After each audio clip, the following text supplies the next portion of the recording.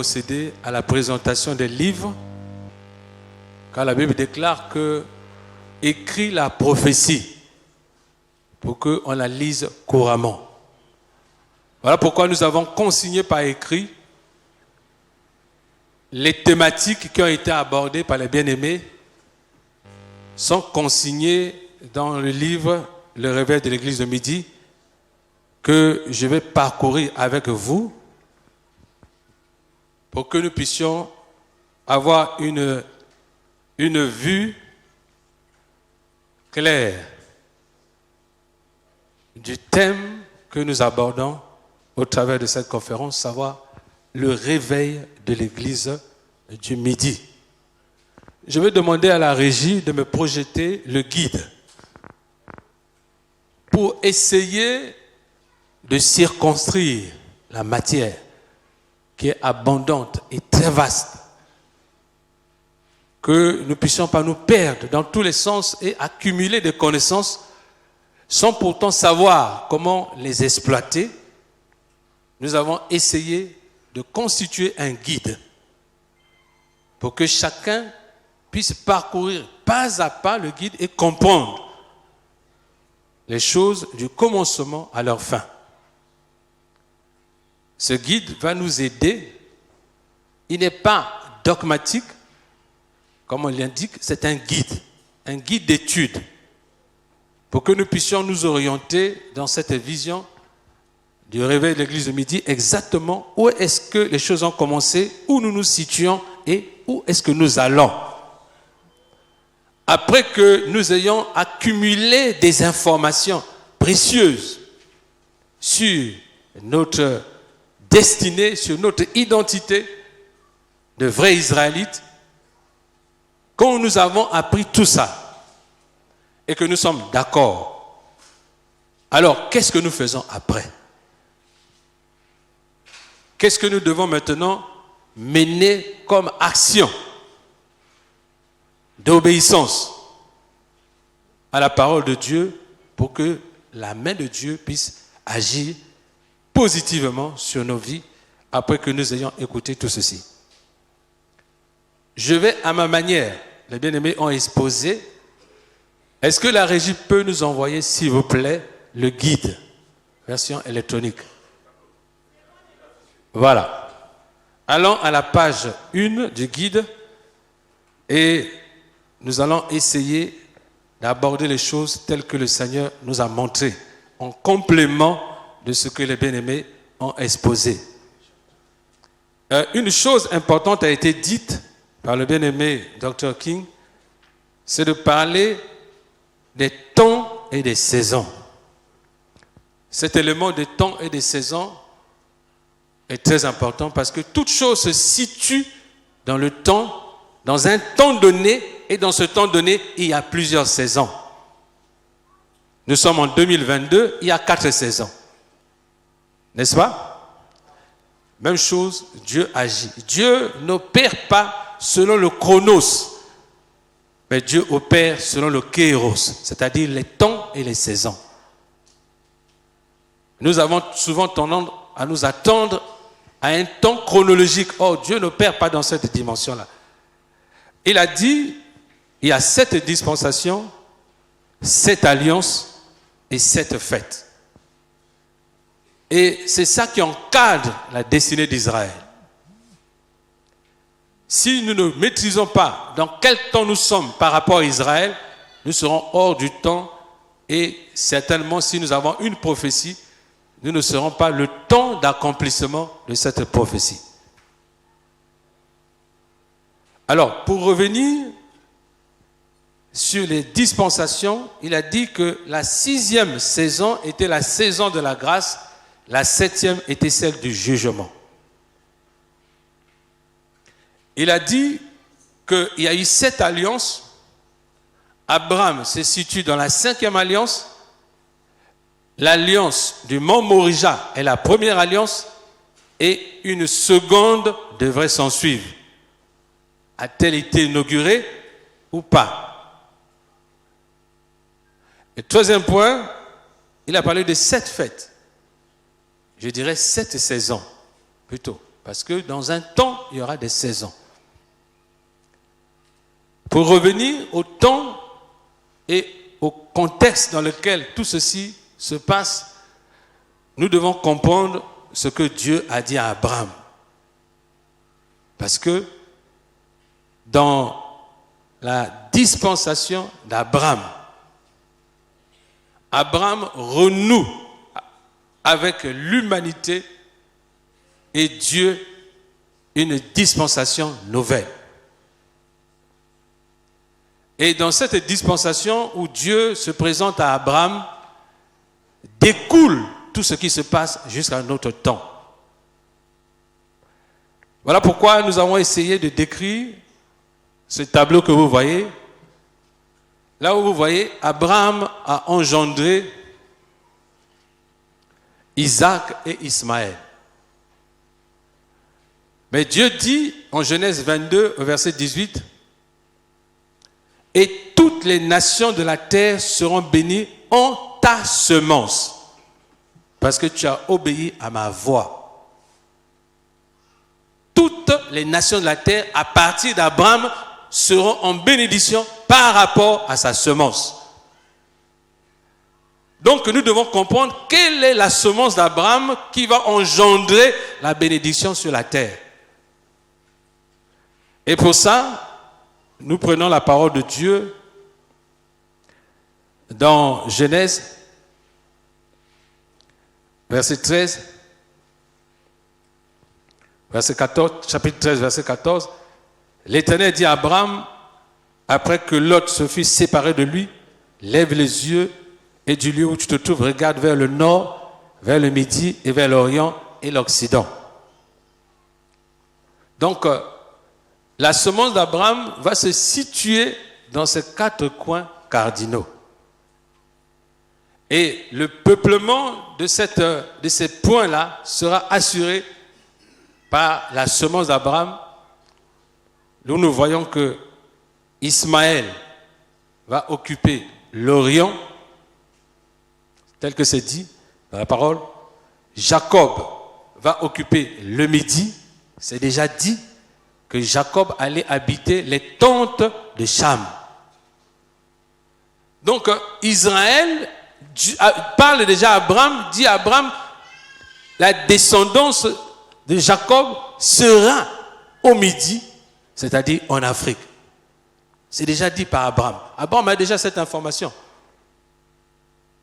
Et parlons du jumeau de Jacob et Ésaü, qui est Édom, que lui, il allait occuper l'Occident et le Nord. Donc, on sait où se situe la semence d'Abraham, qui sera en bénédiction à toute la terre. Cet élément est très important, parce que si nous ne comprenons pas cela, il sera difficile de comprendre la suite. De poser le jalon de notre étude par rapport à Israël, qui est notre patrie, qui est notre identité.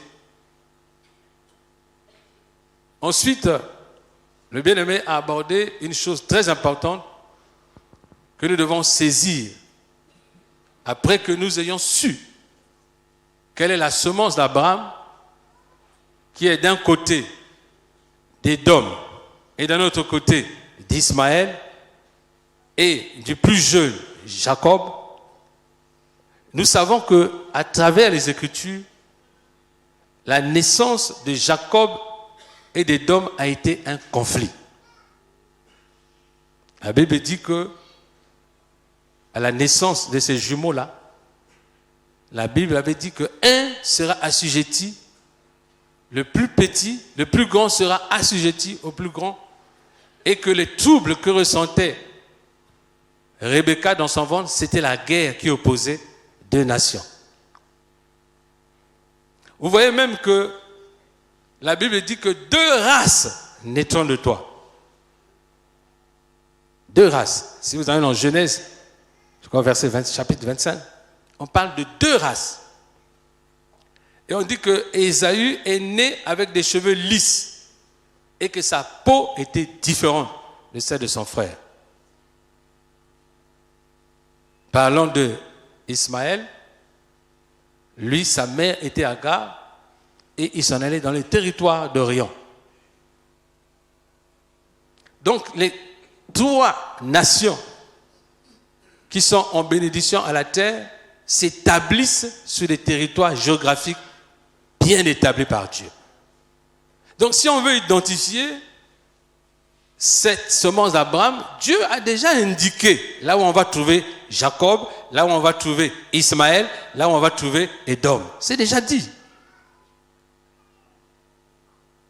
Donc, on ne va pas se mettre en contradiction avec la parole de Dieu. On va tout simplement chercher à identifier là où se trouve la semence d'Abraham pour connaître la descendance des peuples qui participeront à la bénédiction de la terre. Et partant de ce constat, quand nous sommes arrivés à l'ère de l'Église, nous avions compris que le troupeau du Seigneur lui-même, comme le bien-aimé a dit, était fait de 2 bergeries. La bergerie d'Israël et la bergerie des nations. Qui sont les nations? C'est la descendance d'Ismaël et la descendance d'Édom. Amen. C'est eux qui sont les nations, qui font partie du corps de Christ. Parce que Dieu avait dit à Abraham que ta descendance participera à la bénédiction de la terre.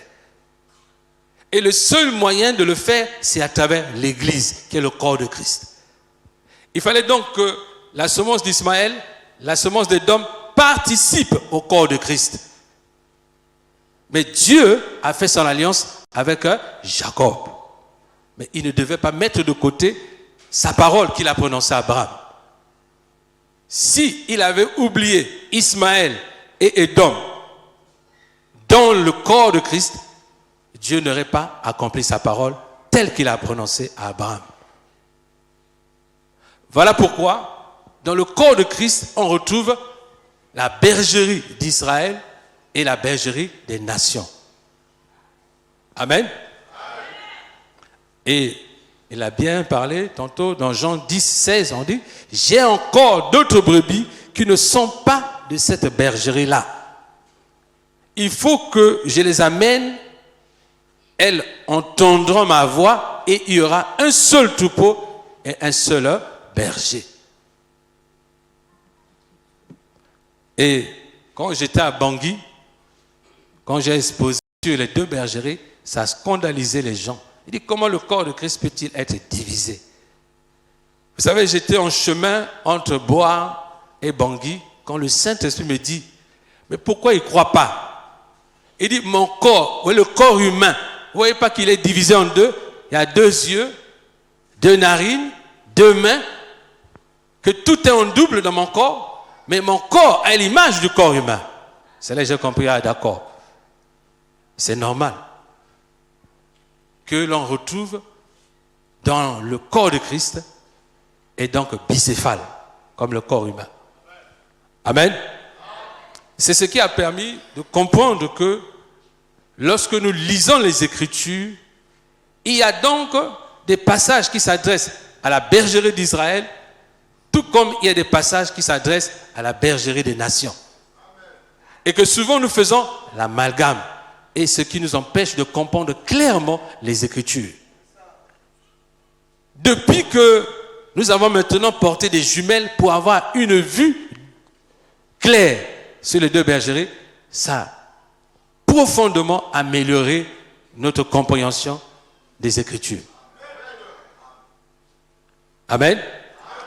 Et nous en faisons l'expérience depuis 2 ans maintenant, que nous avons découvert que dans la parole de Dieu, il y avait 2 bergeries et que l'histoire de l'Église, si nous devons la retracer, nous devons comprendre l'histoire de la bergerie des nations et l'histoire de la bergerie d'Israël, telle qu'elle se découle sur les 2000 ans qui viennent de se passer, puisque nous rentrons au 3e millénaire, qui est le 3e jour prophétique.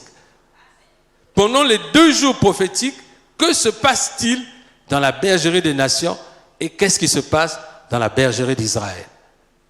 Nous nous sommes penchés sur cette étude et avons essayé de ressortir pour vous et pour chacun de nous tous les éléments essentiels qui nous permettront de comprendre le déroulement du plan de Dieu pour son Église.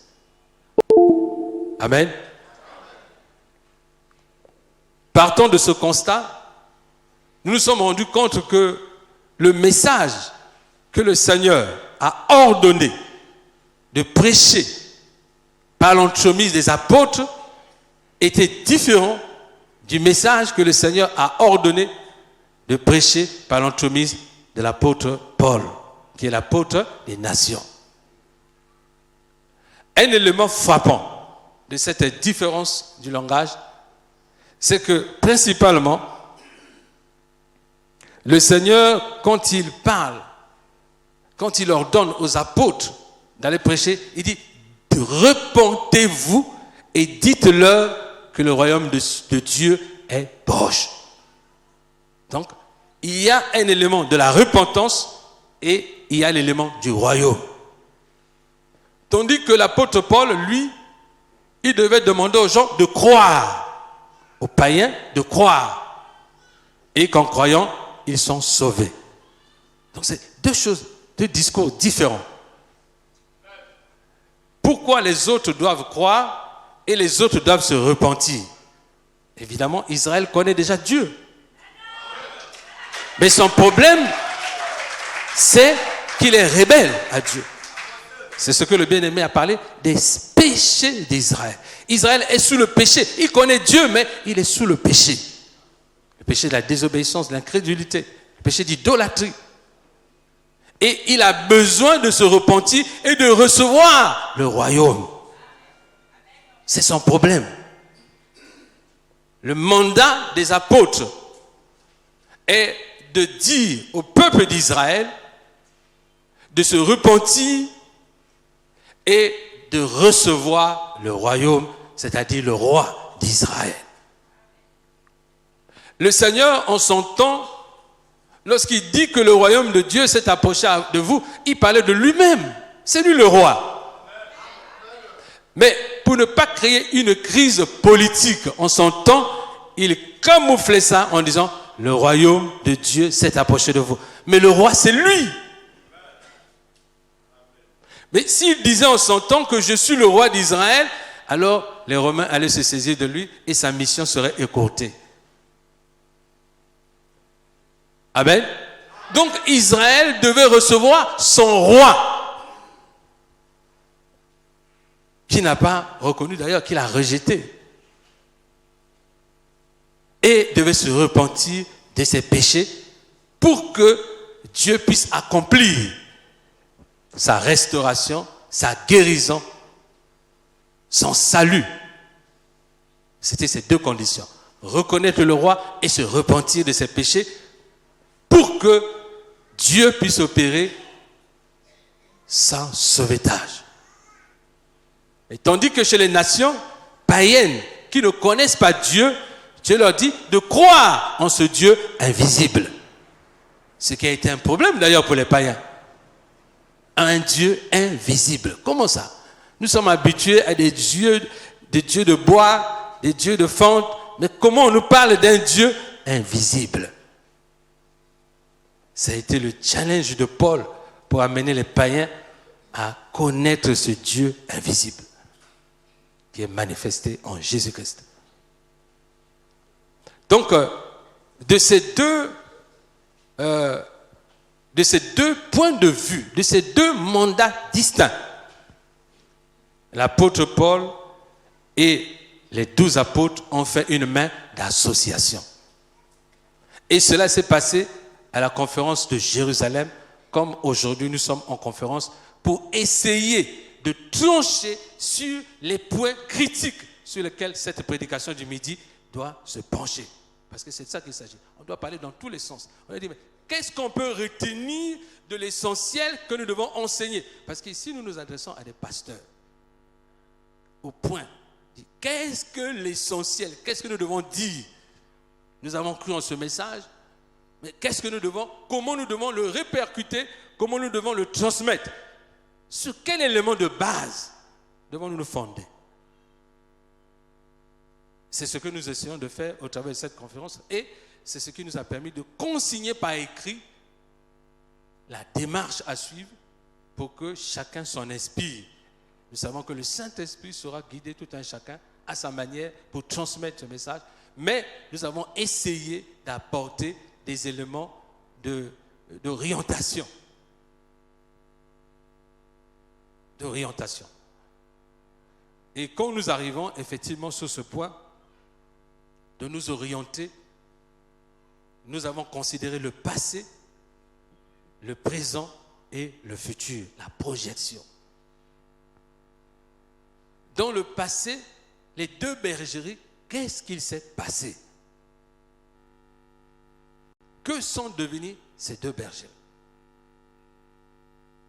Je voudrais revenir sur un élément important qui s'est passé à la conférence de Jérusalem lorsque l'apôtre Paul est venu dire que lui était en train de prêcher aux païens.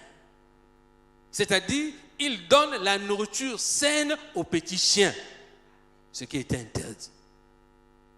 Car Israël était jaloux de son héritage et ne devait partager avec personne la parole de Dieu.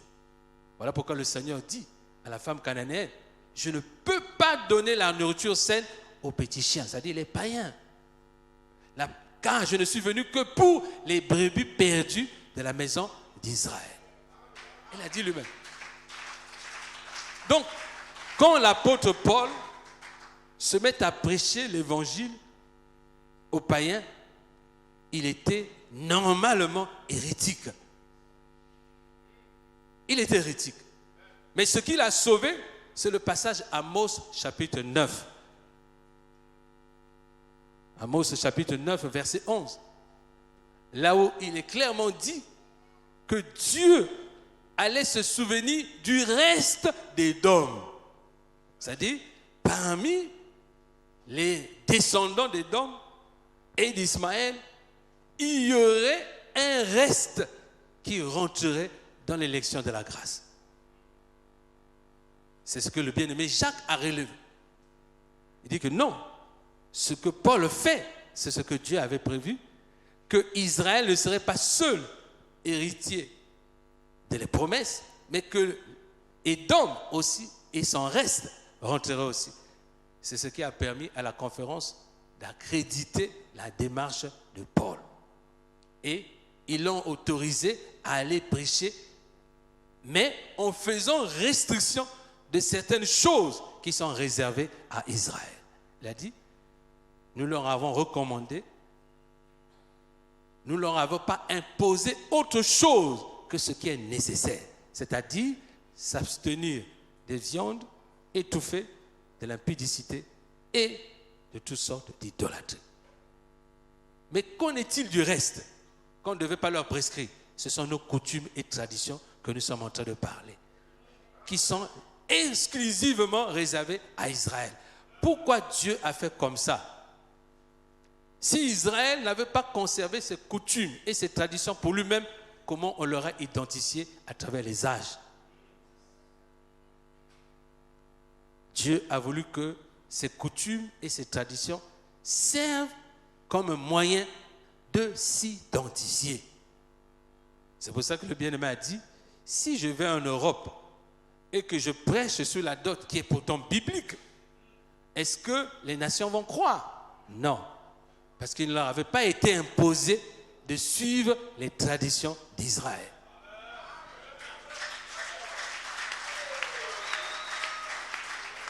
Donc, voilà comment ils se sont départagés. Il a lu tantôt, la mère d'association a dit, vous allez vers les nations, prêchez le salut, leur disant, si vous croyez, vous êtes baptisés, vous serez sauvés. Vous allez vers Israël, voilà pourquoi il y a 12 apôtres, parce qu'un apôtre pour chaque tribu. Dites-leur que le royaume de Dieu s'est approché d'eux et qu'ils doivent se repentir. c'est un autre message. Voilà pourquoi il parlait de l'incompatibilité. Quand l'évangile des nations a été prêché au milieu des Israélites, il a dit le chaos que ça a provoqué, c'est comme si on était venu encore provoquer les problèmes. Parce que ce n'est pas ce message-là que Israël doit recevoir. Le réveil du midi, c'est apporter aux enfants d'Israël le message qui leur est destiné, qui peut produire la bénédiction au milieu d'eux. Et c'est ce que nous sommes en train de scruter pour dire voilà, quels sont les éléments que nous allons recueillir de la sainte doctrine que nous devons donner au peuple d'Israël. C'est le travail. Ce travail ne s'arrêtera pas. Ce travail, c'est chacun de vous, pasteurs, qui devez continuer d'extraire de la sainte doctrine les éléments qui sont propres à la bergerie d'Israël. Pour ne pas qu'il y ait un mélange. C'est ce mélange qui a été la cause du trouble dans l'Église. Là où le banditisme s'est invité dans l'Église et la confusion dans laquelle nous nous trouvons aujourd'hui. C'est un problème d'identification du peuple et de proclamation d'un message inapproprié qui est l'objet de la confusion que nous vivons aujourd'hui. Et d'ailleurs, comme il a su le dire, si l'on ne sait pas discerner les temps et les saisons et qu'on marche à contre-courant de l'histoire de Dieu, c'est aussi un élément de chaos. Voilà pourquoi le Seigneur a dit, si vous ne savez pas discerner les signes des temps, alors comment pouvez-vous recevoir ce qui vous a été destiné? Amen. Alors, le temps passe. Voyons comment est-ce que nous avons essayé de disséquer le parcours de l'Église des nations. C'est-à-dire l'Église dont l'apôtre Paul est le géniteur. Donc, il y a trois saisons importantes qui sont décrites à travers les 7 églises décrites dans l'Apocalypse, que nous pouvons dire que les 7 églises sont le chronogramme ou la feuille de route ou la marche de l'Église des nations. Les étapes importantes sont retenues. Je vous avais dit que les nations, c'est l'Orient, l'Occident et le Nord. C'est-à-dire la semence d'Ismaël et la semence d'Édom. Mais l'évangile des nations a commencé en Orient. N'est-ce pas? Éphèse, Corinthe, Smyrne, Thyatire, Éphèse, c'est l'Orient ou le Moyen-Orient, comme on dit. Et plus tard, l'évangile est arrivé en Europe, à Rome. Donc vous voyez que le champ missionnaire de l'apôtre Paul nous permet même de comprendre que c'est là où se situe la semence d'Abraham, c'est-à-dire Isaac et Ismaël, et Édom. Et la première église qui est Éphèse, il y a là quelque chose d'important que Dieu a fait qui doit tirer notre attention. Il dit ceci. Il dit, cette église-là, à un moment donné, est devenue tiède. Et Dieu lui a ôté le chandelier. C'est la seule église à qui Dieu a enlevé le chandelier. C'est-à-dire la lumière s'est éteinte. Et nous remarquons que la région orientale a basculé à l'islam, ayant abandonné littéralement la foi. Et pourtant, c'est le berceau de la foi. La Turquie actuelle, où vous situez, qui est devenue musulmane, était le commencement de l'évangile des nations. Et cette région est devenue islamique parce qu'on lui a ôté le chandelier et elle est représentée par l'église d'Éphèse. Ensuite, plus tard, quand l'évangile arrive en Europe, à Rome, en Occident, et là, c'est le prototype de l'église de Thyatire, là où l'Église s'est mêlée à la politique. Donc la prostitution, l'Église s'est prostituée en mélangeant le culte païen, amen, et les idoles, et la politique est rentrée également dedans avec, comment il s'appelait cet empereur, Constantin. Donc, qui a perverti l'Église sous le modèle de la prostituée, l'Église de Thyatire. C'est au temps de l'Église de Thyatire que l'Église a décliné vers autre chose que la chrétienté. Et c'est dans cette période-là que le mouvement protestantisme est venu.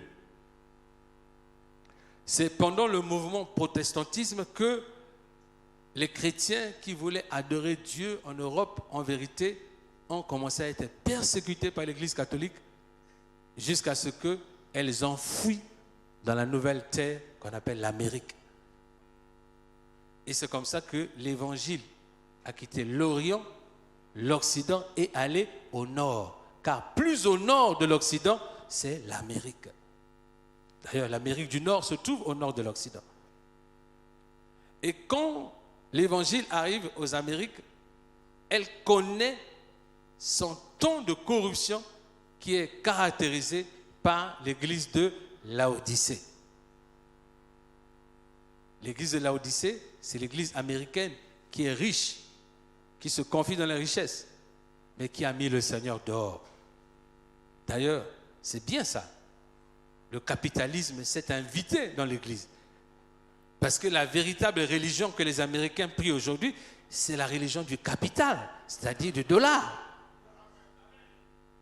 Et c'est cette dollarisation de l'Église qui a amené la corruption en Afrique ici, sous la forme de ce qu'on appelle l'évangile de la prospérité. Là où on a pris l'argent, on a placé devant, et le Seigneur se trouve dehors, et il négocie son entrée. Donc le prototype de cette église de Laodicée, qui est le 7e âge de l'église des nations, clôture le cycle de l'église des nations pour que les nations tombent dans le jugement. Et c'est ce qui a été dit. La dispensation du jugement. Pendant que l'église des nations tombe sous le jugement, surgit maintenant l'église d'Israël. Et c'est là où nous sommes.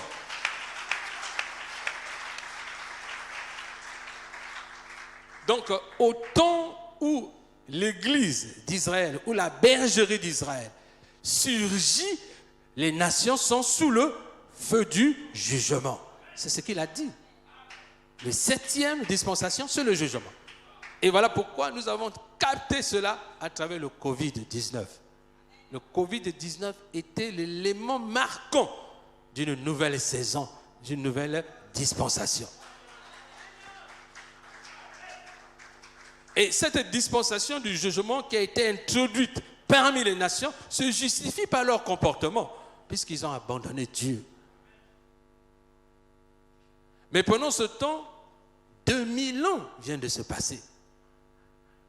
2000 ans viennent de se passer. Et ces 2000 ans qui viennent de se passer, quand nous descendons dans l'église d'Israël, nous comprenons qu'elle a connu sa naissance et qu'en l'an 70, tout a basculé. En l'an 70, lorsque Jérusalem est investie par les armées étrangères, les enfants d'Israël n'ont autre choix que de prendre la fuite. Et l'orientation des enfants d'Israël dans leur fuite, ce n'était pas d'aller au nord, mais ils sont descendus au sud, en Afrique. C'est comme ça que les derniers habitants israélites qui habitaient la Palestine ont fui la Palestine et sont descendus en Égypte. Et c'est de l'Égypte qu'ils se sont éclatés en deux directions. D'autres ont suivi le Nil et d'autres ont suivi les côtes ouest africaines. Pour certains échouer dans les pays comme le Mali, la Côte d'Ivoire, le Nigeria, et d'autres ont suivi le Nil pour arriver jusqu'à la Centrafrique et de la Centrafrique rentrer en Afrique centrale. C'est comme ça, dans leur fuite migratoire. C'est comme ça que les Israélites qui habitaient la Palestine au temps du Seigneur se sont retrouvés massivement sur le continent africain pour accomplir la destinée de Dieu qui était que Jacob a pour point d'atterrissement final l'Afrique. Amen. Et nous ne pouvons pas douter de ça parce que l'histoire le confirme. Ce livre qui a été écrit retrace exactement le mouvement migratoire des fuyards israélites. Parce que Nicolas II, le pape Nicolas II, avait ordonné la mise en esclavage des enfants d'Israël pour accomplir la prophétie. Et ils ont utilisé les Arabes, qui sont les Orientaux, pour faire le sale boulot. La première traite négrière a été la traite arabe, ordonnée par Nicolas II. Imaginez, un pape catholique demande à des musulmans d'aller persécuter ceux qui se réclament chrétiens. C'est très étrange. Mais comme il ne pouvait pas le faire directement, il fallait trouver une astuce pour mettre les musulmans devant, dire que non, ce sont les musulmans qui, en réalité, c'est eux qui étaient derrière. Parce qu'ils n'avaient pas besoin de cette vraie religion. Ils n'avaient pas besoin des Israélites parce qu'ils allaient mettre leurs mensonges à nu et à découvert. Voilà comment les colons israélites se sont retrouvés massivement sur le continent pendant la première traite arabe et ils ont été rattrapés par la traite européenne en l'an 700 lorsque, cette fois-ci maintenant, c'est les colons portugais qui sont descendus pour chasser les derniers Israélites qui se trouvaient sur les côtes ouest africaines et sur l'Afrique pour les emmener massivement dans les Caraïbes. C'était pour accomplir le destin de Dieu, puisque hier, le bien-aimé Aké a bien parlé des malédictions de Deutéronome 28 et que l'étape finale de cette malédiction, c'était évidemment la mise en esclavage pour faire quoi? Pour éradiquer la race. La traite négrière avait pour objectif d'éteindre Israël. La seule manière, si tu veux commettre un génocide contre une race, c'est de les disperser pour qu'ils s'éteignent. Si tu ne peux pas les assassiner totalement, tu les disperses et tu leur fais perdre leur identité. D'ailleurs, l'objectif de tous les colons, de tous les esclavagistes, c'était que quand ils prenaient les esclaves, la première chose qu'ils devaient faire, c'était de leur faire changer le nom, leur faire changer d'identité.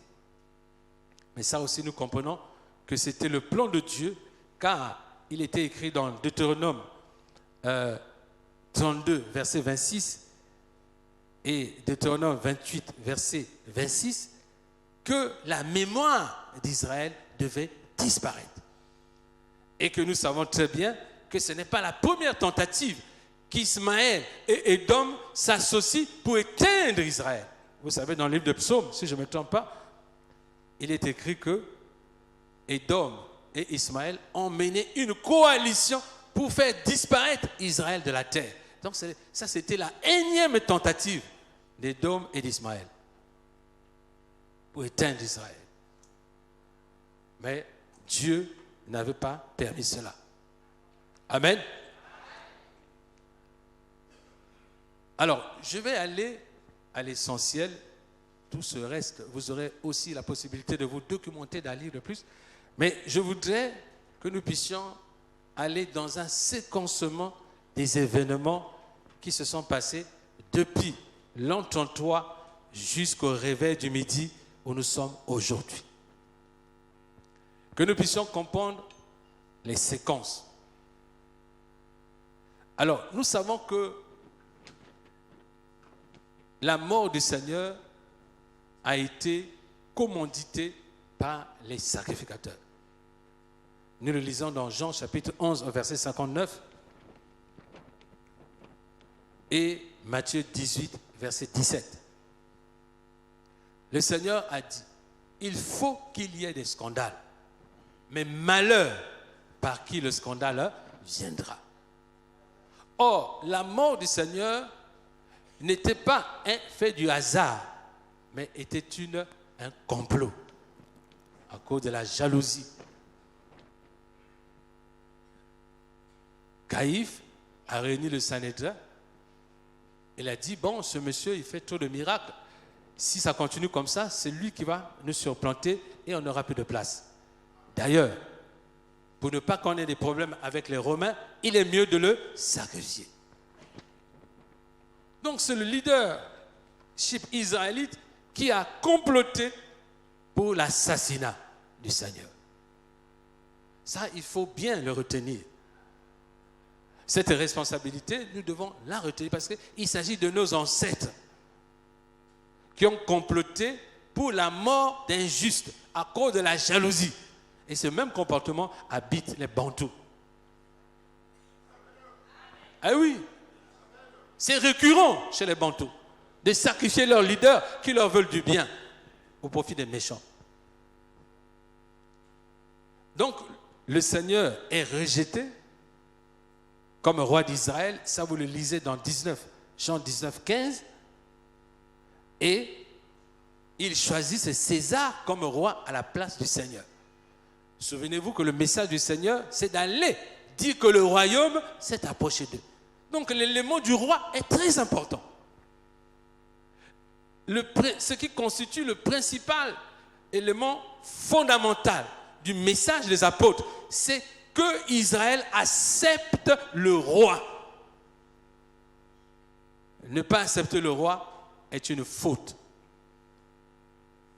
Amen. D'ailleurs, si vous acceptez le roi et que vous, c'est déjà l'élément même de la repentance. Si vous acceptez le roi, c'est même déjà l'élément de la repentance. Puisque le Seigneur a dit, Dieu a dit, vous tuez tous les prophètes qu'on vous envoie. Jusqu'à celui-ci.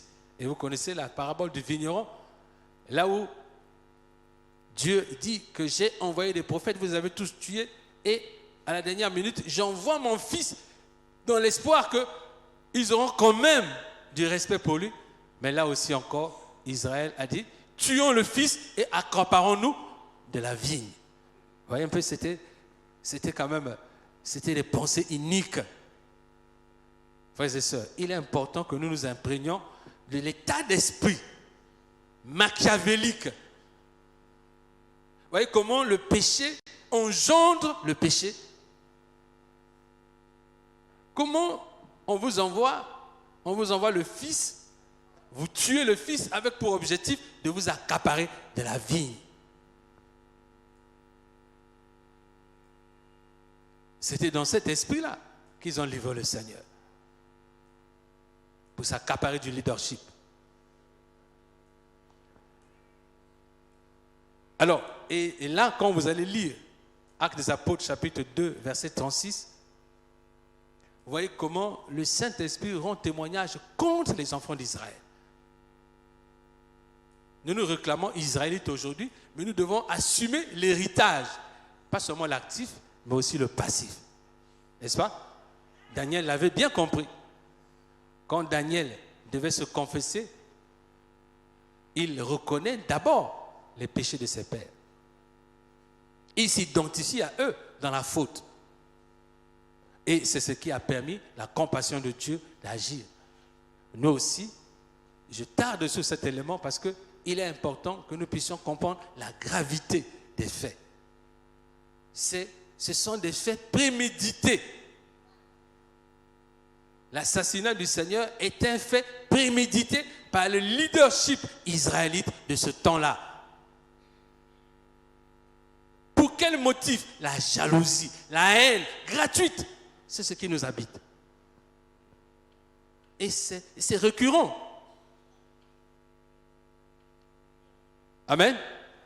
C'est récurrent chez les Bantous.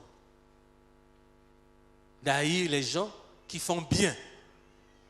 De se tourner contre les gens qui font bien. Parce qu'on aime la médiocrité.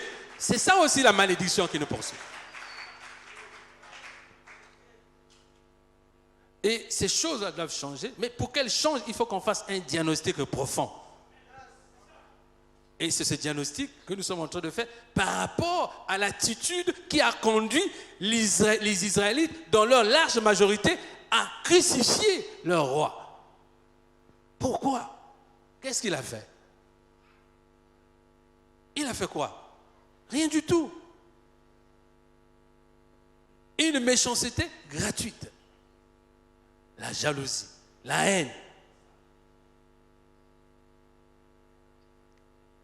Donc, dans Matthieu 27, verset 25, vous allez voir que le peuple, dans sa grande majorité, va s'unir à ses leaders pour condamner à mort le Seigneur. Et commettre encore une faute grave et demander que son sang retombe sur eux et sur leur descendance. Donc ça veut dire que si nous nous réclamons israélites, ça veut dire qu'on nous a condamnés par procuration. Et oui, et nous avons été condamnés par procuration. Et nous subissons les effets de cette condamnation par procuration. Donc l'origine de nos problèmes, c'est ce qui s'est passé là. Que son sang retombe sur nous et nos enfants. Tout à l'heure, le docteur King est en train de dire que, attention, le péché d'Israël n'a pas été remis par le sang de l'agneau. Pourquoi? Il a expliqué. Parce que Israël est tenu à part par une alliance spéciale avec Dieu. En vertu de cette alliance, si les termes ne sont pas respectés, c'est ou la malédiction ou la bénédiction. Donc, la mort expiatoire du Seigneur à la croix concerne les nations. Mais Israël, au lieu de recueillir de cette mort la bénédiction, c'est la malédiction parce qu'il est l'auteur de ce crime. Il est l'auteur de ce crime. Comprenez-vous, bien-aimés? J'insiste beaucoup sur ce diagnostic. L'examen des conditions et des circonstances de cette mort doit nous interpeller. Comme David, comme Daniel a été interpellé en son temps. Il a compris que la faute là, bon, Daniel, il avait fait quoi? Daniel était injuste. Un jeune qui, depuis son bas âge, craint Dieu. Comment il se retrouve esclave en Babylonie? Il a fait quoi? Est-ce qu'il avait combien péché? Non. Il subit l'effet de la malédiction de ses pères. C'est comme toi et moi. Nous sommes des bons chrétiens. Mais pourquoi nous ne prospérons pas? Pourquoi nous avons du mal à aller de l'avant? Nous subissons la malédiction d'Israël. Et c'est même ces éléments-là qui confirment qu'il s'agit bien de nous. Parce qu'un Européen, bon chrétien, craignant Dieu, il va prospérer. Mais toi et moi, bons chrétiens, craignant Dieu, beaucoup de bons chrétiens sont dans les églises, mais croupissent dans la misère et ils ne comprennent plus qu'est-ce qui se passe. Il dit, Seigneur, je prie, je suis fidèle à toi, je fais tout. Mais comment est-ce que ça ne marche pas? Je n'arrive pas à nourrir ma famille. Hein? Mais l'Européen, quand il craint Dieu, toutes les portes sont ouvertes. J'ai rarement vu des chrétiens pieux en Occident croupir dans la misère comme les chrétiens en Afrique. Non. Ce sont ces éléments probants qui confirment que nous sommes le peuple de l'Alliance. Et que nous subissons les effets de l'Alliance. Si nous n'étions pas dans l'Alliance, une fois on s'est posé la question, mais pourquoi le Japonais qui est bouddhiste, il ne connaît pas Dieu, il ne craint pas Dieu, mais comment ils arrivent à se développer? Eh oui, mais parce qu'ils ne sont pas dans l'Alliance. Ils ne sont pas dans l'Alliance. Nous avons, dans un certain cas, le malheur, ou dans notre cas, le bonheur d'être le peuple de l'Alliance. Nous héritons l'actif et le passif. En ce moment, nous sommes héritiers d'un passif lourd, celui de la mort de notre roi. Nous devons réparer cela. Il nous revient à nous qui avons pris conscience à travers ce message du midi de réparer cela. Réparer. sur l'élément de la grief. Quand vous lisez, et vous voyez même une chose dans Jean 19, verset 22, Pilate, ayant pris conscience de la gravité des faits, s'en est lavé les mains. Vous imaginez un peu? Il dit, il s'est lavé les mains. Il se décharge. Il dit, moi, je me lave les mains. J'ai fait ce juste-là, il n'a rien fait. Pour moi, il faut le relâcher. Je ne veux pas rentrer dans votre malédiction. Et c'est comme ça qu'il a déchargé les nations. Puisque Pilate représente les nations. Il a déchargé les nations par son geste. C'est le leader. Et voilà pourquoi les autres ne sont pas chargés par cette malédiction. Donc, si nous poursuivons toujours notre diagnostic, donc nous comprenons que ce geste a fait tomber Israël sous la malédiction. Et quelqu'un va me dire, oui, mais pasteur, les enfants ont mangé les raisins verts, les dents des enfants, vous ne direz plus ce proverbe, mais comment est-ce que nous on peut être sur la malédiction alors que le sang a coulé? Oui, mais c'est ce que je viens de vous expliquer. Ça, c'est le message qui concerne les nations. Parce que vous devez comprendre que la foi qui est professée parmi les nations est individuelle. Est-ce que vous comprenez? Celui qui croit au singulier, qui sera baptisé, sera sauvé. La responsabilité est individuelle. Si parmi les nations, il se trouve un homme qui croit, toutes les charges de ses ancêtres ne tomberont pas sur lui. Il est déchargé par sa foi. Mais Israël est lié par un sort commun. C'est ça le problème. Quand la Bible dit que Dieu punit l'iniquité des pères sur les fils, c'est valable pour Israël.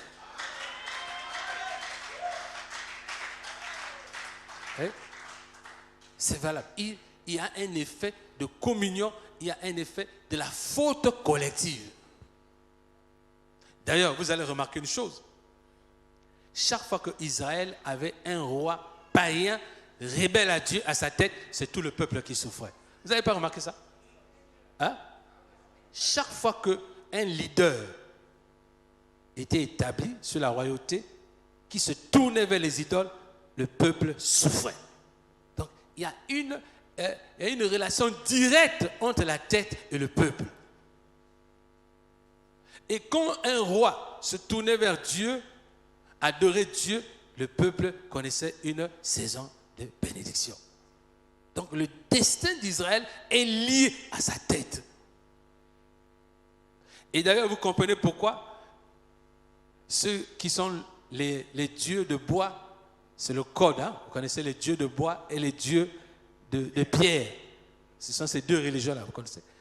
Ils savent ça, voilà pourquoi ils prennent notre élite et la coptent dans l'idolâtrie de force. Vous comprenez ce que je dis? Ils connaissent cette réalité. Ils savent que si les leaders à la tête d'Israël sont cooptés dans l'idolâtrie, le peuple sera sous la malédiction. Ils savent. Ils connaissent. Mais par contre, dans notre parti là, les leaders sont forcés d'entrer. Mais ailleurs là-bas, on ne fait même pas ce cas. Vous n'avez pas remarqué ça? Tous les leaders qui sont dans cette zone-là, avec son tas, coûte que coûte, si tu es établi leader, tu dois rentrer. Vous comprenez ce que je dis? Tu dois rentrer pour que tu mêles ta malédiction au peuple. Mais par contre, ceux qui se disent musulmans, qui sont dans les pays musulmans là-bas, on ne leur demande pas ça. Ouais. Donc ça, il y a l'élite qui connaît. L'élite connaît qui nous sommes. C'est peut-être vous, c'est peut-être nous ne connaissons pas. Mais les autres savent. Vous croyez que les archives de l'Église catholique, depuis Nicolas II jusqu'à aujourd'hui, ne sont pas conservées? Ils savent.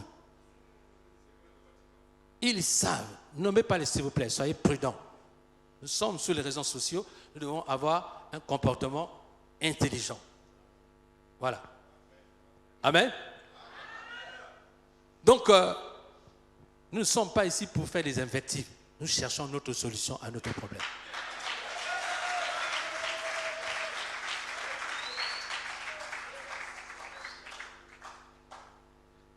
Et autre chose que je voudrais te relever pour te dire que tu vas encore me donner un argument. On va dire, mais le Seigneur à la croix nous a pardonné. Hein? Alors, mais pourquoi est-ce que vous parlez encore dans la malédiction? Le Seigneur, il a dit, Père, pardonne-leur. Donc, même la faute des enfants d'Israël a été pardonnée. Bon, lis avec moi Jean chapitre 11, verset 35. Effectivement, la Bible dit que quand le Seigneur rentre à Jérusalem, il a pleuré sur Jérusalem. 2 fois le Seigneur a pleuré dans la Bible. Pour Lazare et pour Jérusalem. Pourquoi il a pleuré pour Jérusalem? Le malheur qui allait venir. Ce n'était pas un pleur d'intercession, c'était un pleur de douleur, la souffrance qui allait engendrer.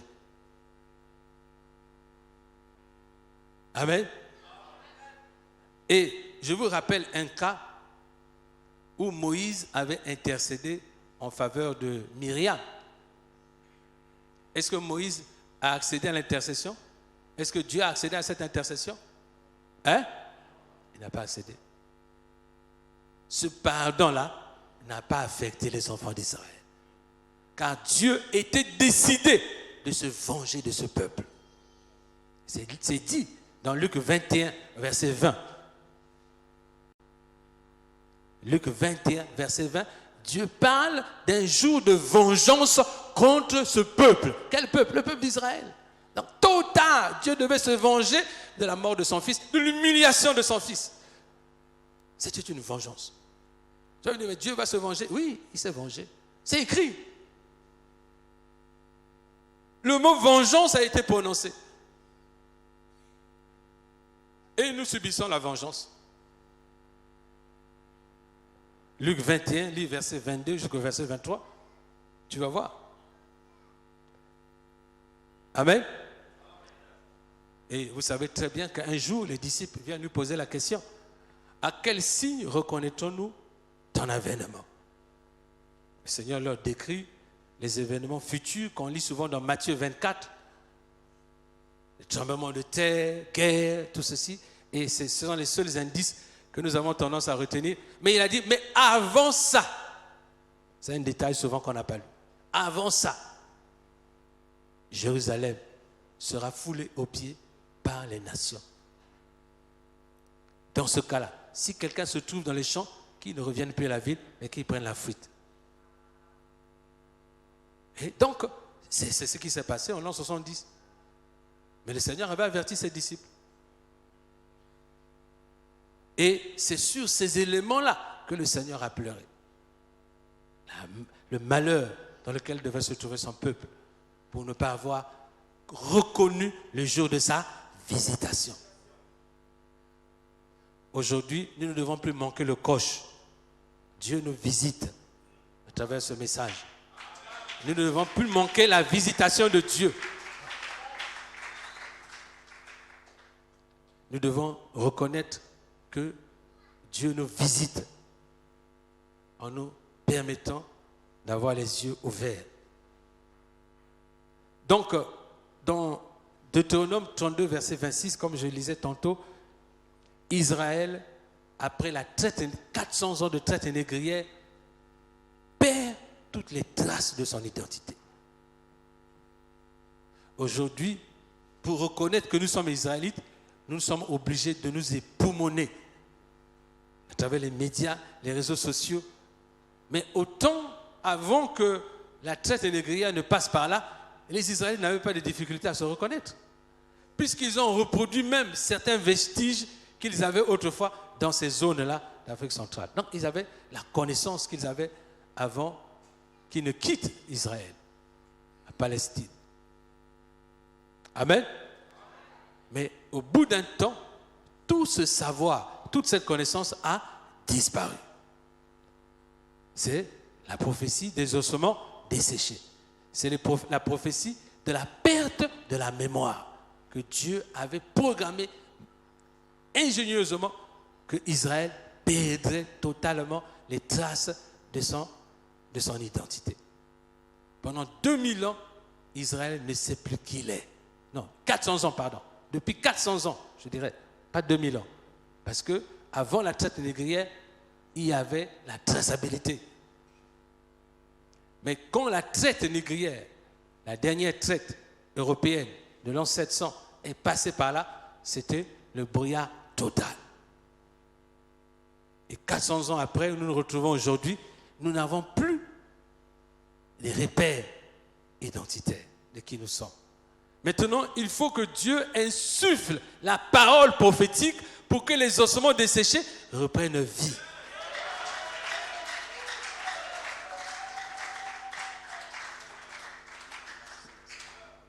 Voilà. Je rectifie, c'est Nicolas 5, ce n'est pas Nicolas 2. Amen. Donc, les ossements desséchés,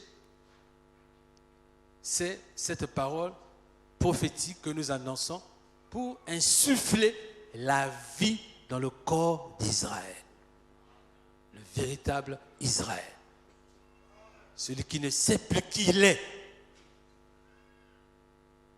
Et j'ai dit, si quelqu'un ne sait pas qui il est, il ne peut pas jouir de son héritage. Il ne sait pas. Et en recouvrant la mémoire, Dieu a permis en ce temps le recouvrement de la mémoire d'Israël. Et cela est dit en Ézéchiel 36, verset 31. Il dit, en ce jour-là, vous vous souviendrez comment vous avez été odieux. Le principal souvenir qui doit venir, c'est d'abord de nous souvenir de notre faute. D'où est venu notre malheur. Amen. Si nous comprenons d'où est venu notre mémoire, notre malheur, c'est le premier élément que Dieu permet dans le recouvrement de notre mémoire. En ce jour-là, vous vous souviendrez comment vous avez été odieux. Ah oui.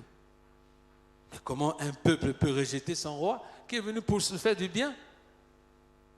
Quel est ce problème-là? Mais c'est l'héritage de la malédiction. De Jéroboam, comme il a dit, qui a produit ses effets. Et pendant que Israël recouvre sa mémoire, surgit maintenant le problème des faux et des vrais juifs. C'est où Apocalypse 2, 9 et 3, 9 devient un sujet d'actualité. Parce qu'il a surgi sur la terre, quelque part, un peuple qui se réclame Israël. Finalement, les gens vont dire, mais qui est le vrai, qui est le faux? Mais la Bible dit que celui qui est vrai, c'est celui qui est pauvre. Bien qu'il soit riche, c'est lui le vrai. Il habite un territoire le plus riche du monde, mais il est le moins nanti de la terre. Il est assis sur l'or, il marche sur le pétrole, il marche sur le diamant, mais il vit avec moins d'$1 par jour. C'est lui-là, Dieu a dit, c'est lui le vrai Israélite.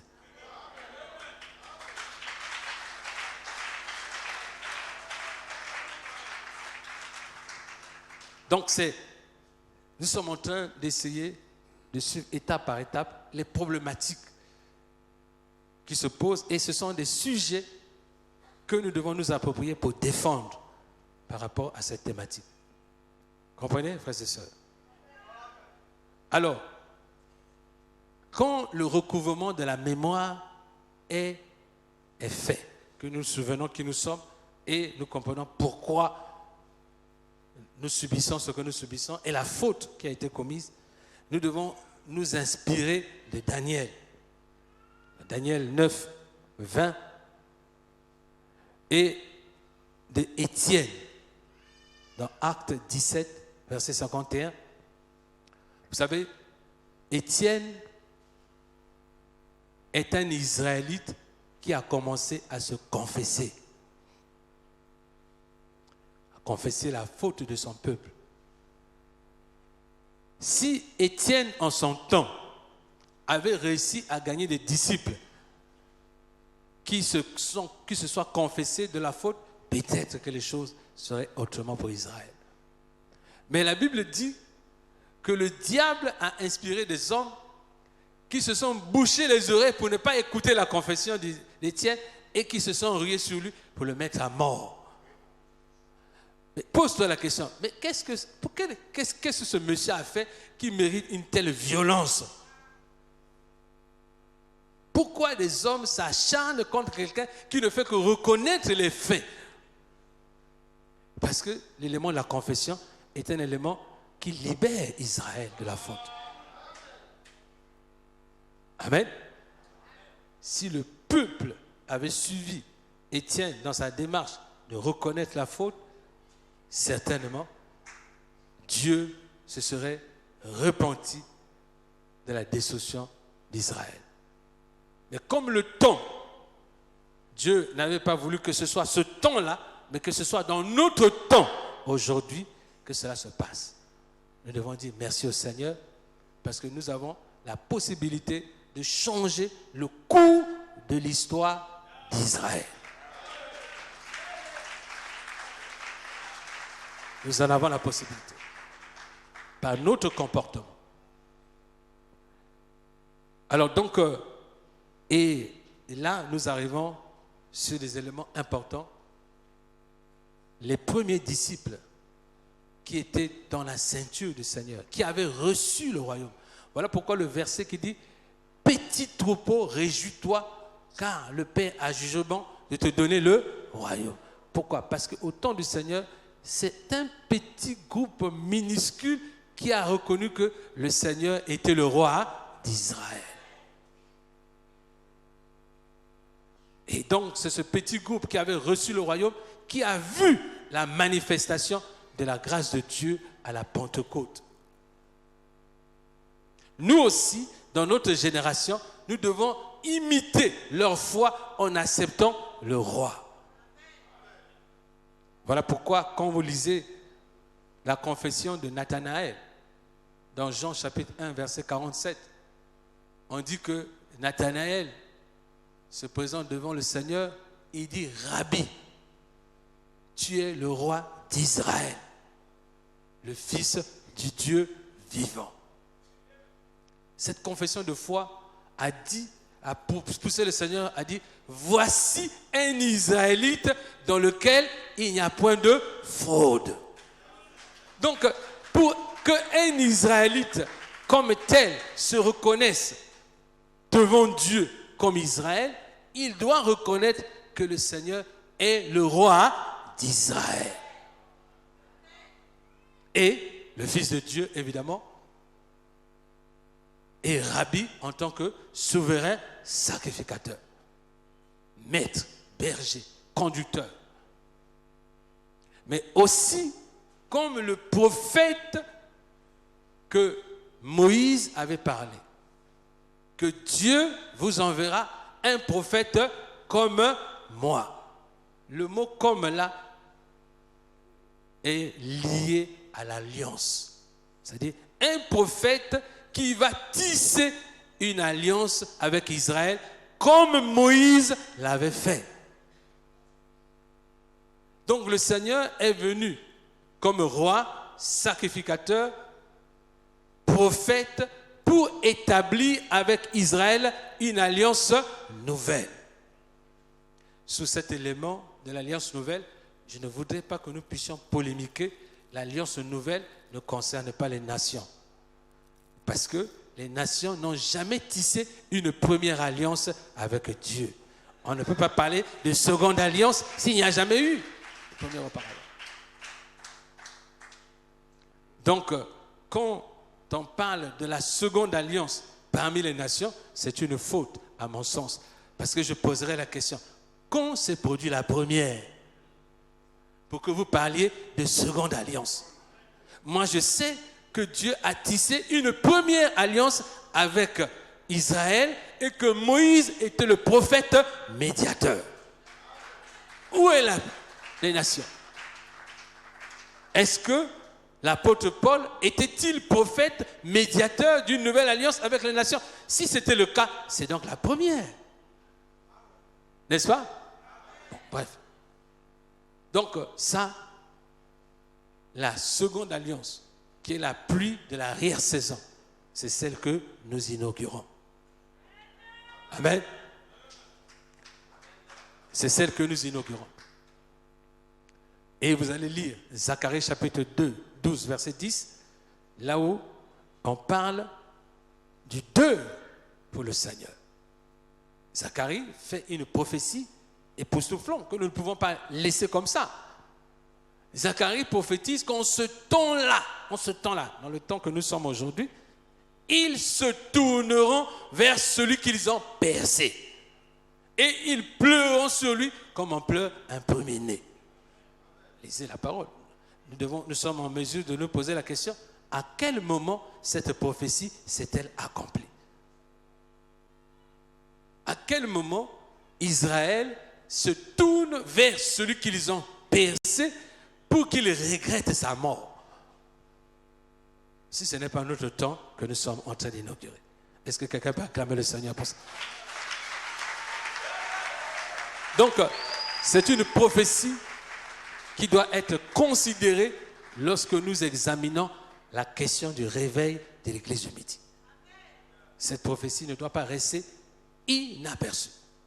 Elle doit être considérée. Et d'ailleurs, quand nous avons examiné les Écritures, nous voyons que le jeûne lui-même comporte 3 éléments, 3 motivations du jeûne. Il y a le jeûne de la sanctification, où le Seigneur a dit, on ne peut pas mettre un vieil étoffe avec un nouvel étoffe.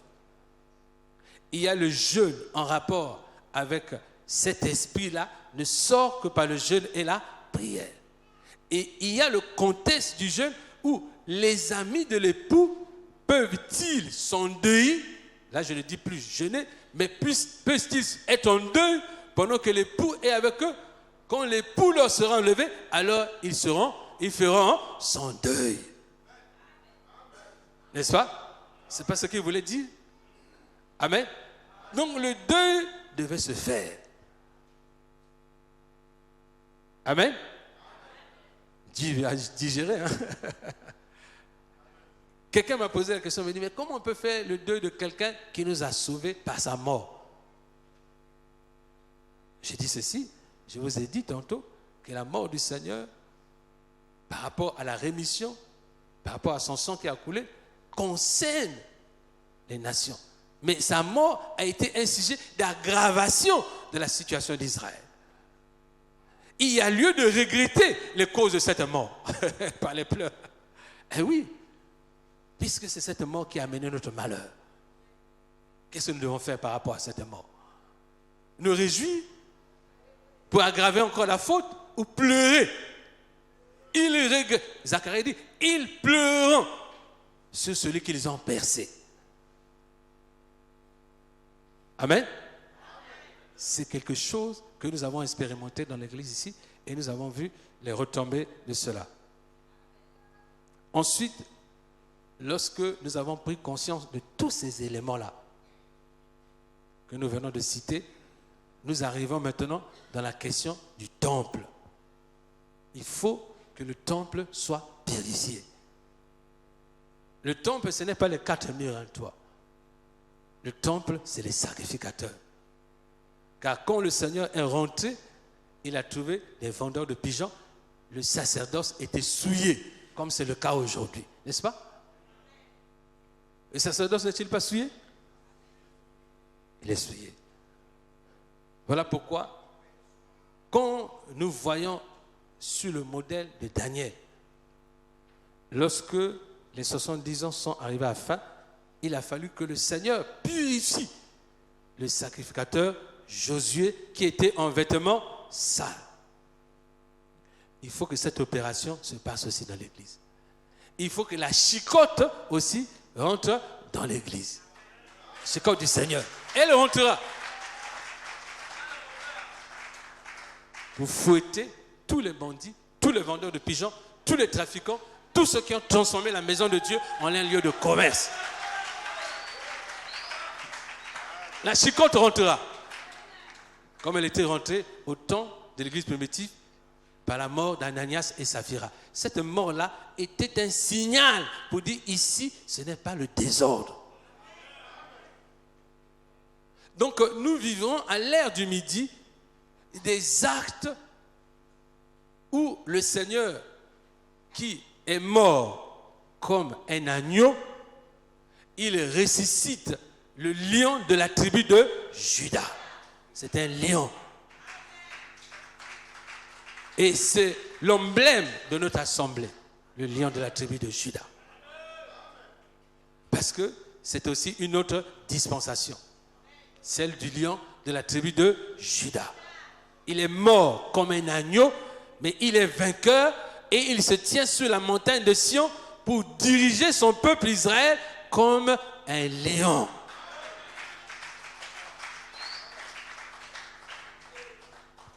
Là où il n'y a plus de place pour les fauteurs de troubles.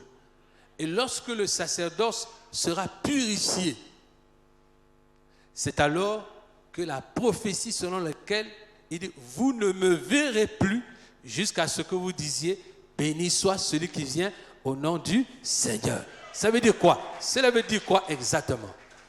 Celui-là, c'est qui? C'est le pasteur qui enfin est en bénédiction au peuple et non plus un usurpateur du peuple. C'est cette donne-là qui change. Quand le berger devient un sujet de bénédiction pour élever le peuple et non pour se servir du peuple pour son élévation à lui. Il écrase le peuple pour qu'il s'élève. Non, ce temps-là est révolu. Le leader à la tête du peuple doit être un tremplin pour l'élévation du peuple. Et cette dispensation se passera dans l'ère du midi. Ces choses arriveront parce que quand le souverain, il était souverain, ou le sacrificateur Josué a été purifié. Lisez les Écritures, repartez dans Zacharie chapitre 3. Vous voyez que après que Zacharie ait été purifié, la Bible dit que Dieu a ôté la malédiction qui planait sur le pays. C'est là où nous attirons la responsabilité des serviteurs de dire la bénédiction au temps du midi passe par les hommes de Dieu. C'est eux qui seront la bénédiction pour le peuple.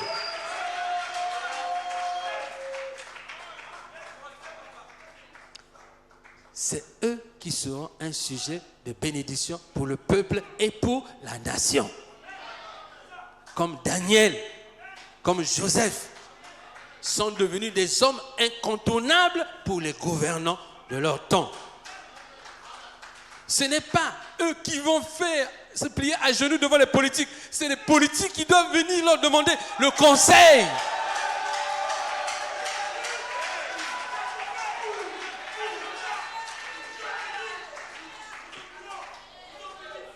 Donc l'heure du midi, l'heure du midi,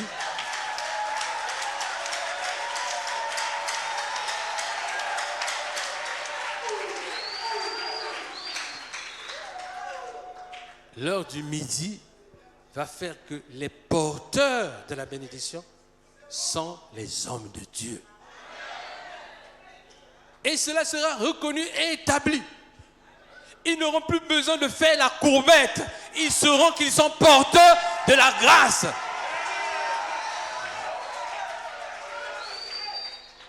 Et cela sera établi. Ça sera établi. Vous savez, l'autorité que Dieu avait donnée aux apôtres était une autorité extraordinaire. Il a dit, ceux à qui vous retiendrez le péché, ils leur seront retenus. Ceux à qui vous les pardonnerez, ils seront pardonnés. C'est un droit de vie ou de mort. Nous ne pouvons plus diminuer la qualité de sacrificateur. ne peut pas. Un sacrificateur du Dieu très haut ne peut pas s'abaisser devant quelqu'un qui n'a pas l'autorité sur les âmes.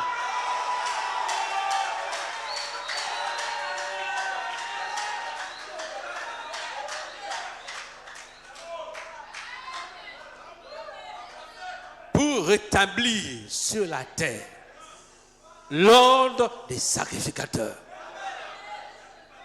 et des rois. Donc, frères et sœurs, nous parlons ici, je viens de vous dessiner la destinée du réveil de l'église de Midi. Quel est son point final? Tout ce que nous disons doit aboutir à quoi? Et je terminerai pour dire que lorsque les sacrificateurs sont en bénédiction au peuple, la nation entière est bénie. C'est là où Dieu dit, si mon peuple sur qui est invoqué mon nom s'humilie et prie, je guérirai le pays.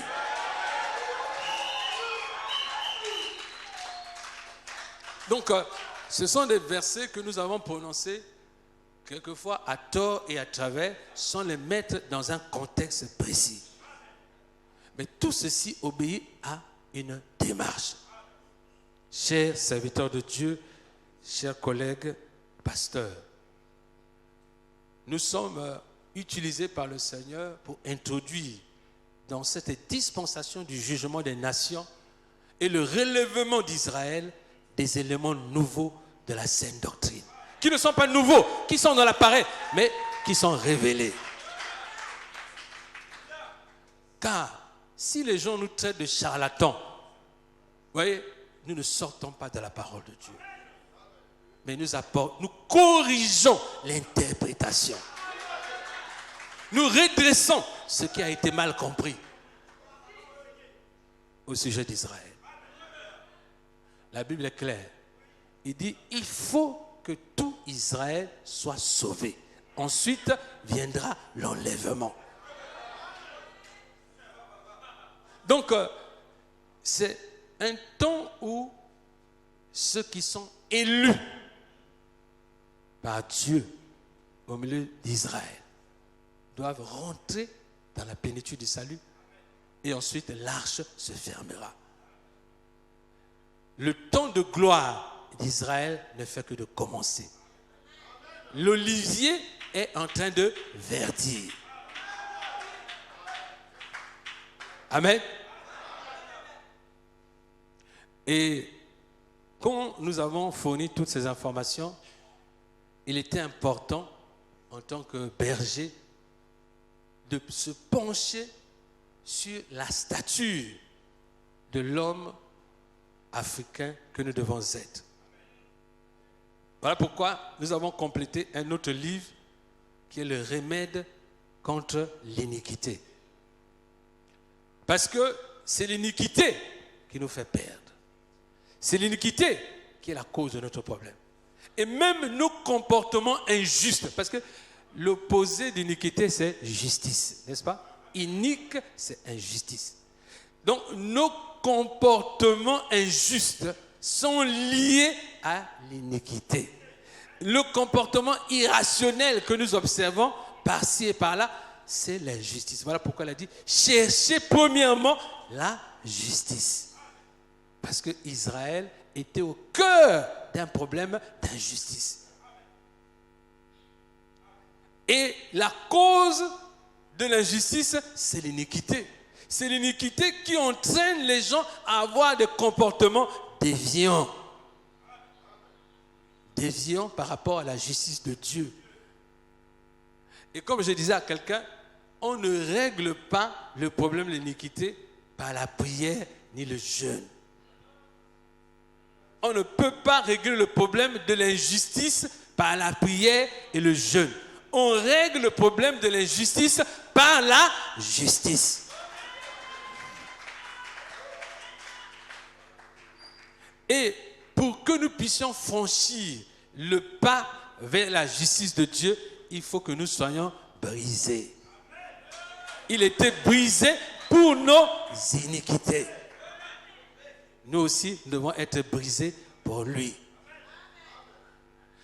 Donc, le chrétien du Midi est un homme et une femme brisés. D'ailleurs, 400 ans de servitude nous ont préparés à accepter le brisement. Quelles humiliations nous n'avons pas subies. Mais nous avions subi des humiliations forcées. Mais là, nous devons maintenant accepter de nous humilier à cause du Seigneur.